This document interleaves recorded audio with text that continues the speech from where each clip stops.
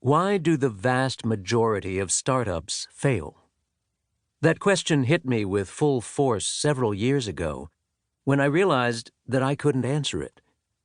In quick succession, I had witnessed the demise of two startups that I knew well, both founded by former students of mine.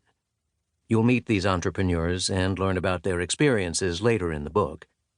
The first, Triangulate, had assembled a talented team to create and operate online dating sites.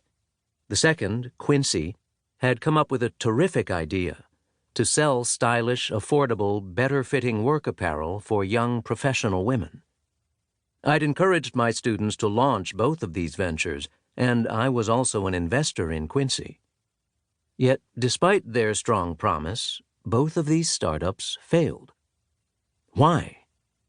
In each instance, I could list many possible reasons, but I couldn't pinpoint the root cause. This was unnerving. Here I was, an academic expert, teaching some of the country's brightest business minds how to give their future companies the best shot at success, yet I was a failure at explaining how they could avoid failure. And since more than 2/3 of new ventures fail, that left a lot of explaining to do. For the past 24 years, I've been a professor at Harvard Business School, where I've led the Entrepreneurial Manager, a required course for all of our MBAs. At HBS, I've also drawn on my research, my experiences as an angel investor, and my work for startups as a board director to create 14 electives on every aspect of launching new ventures. HBS is a startup factory. Our alumni have founded more than 1,300 venture capital-backed startups since 2006.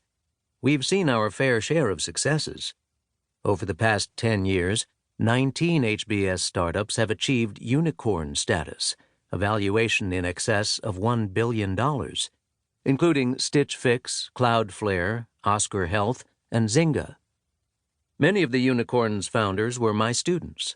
I provided guidance and feedback on their venture plans, as I've done with at least 2,000 other HBS students and alumni. At the same time, we've had plenty of failures.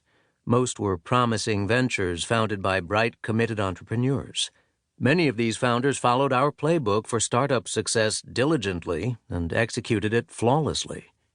They identified a gap in the market, devised a differentiated product to meet that need, and validated market demand using the best lean startup techniques. They chose a proven business model, sought out advisors, and hired employees with the experience their startup needed. By all accounts, these ventures should have succeeded. And yet, my inability to explain why these high-potential companies failed to live up to their promise cast doubt on whether the playbook I was teaching at HBS was as bulletproof as I thought. Was the advice I'd given to countless founders unsound? And if I couldn't sufficiently explain the causes of startup failure, how could I be confident that I was teaching my students to achieve startup success? That's when I became determined to do everything in my power to really get to the bottom of this question of why startups fail. By isolating the behaviors and patterns that often lead to failure, I hope to help entrepreneurs avoid fatal missteps and thus spare them and their teams a great deal of pain. Failure hurts. And if it's due to avoidable errors, it doesn't just hurt. It also wastes time and capital that could be better spent elsewhere, to the benefit of not only entrepreneurs, employees, and investors, but also society at large. Society needs entrepreneurs to solve a spate of problems and can't afford to have talent and resources tied up in ill-considered, ill-fated ventures. But at the end of the day, if an entrepreneur's startup does fail, despite her best efforts, I want to equip her with tools to learn more from the experience and bounce back stronger. With those goals in mind, I launched the multi-year research project that culminated in this book.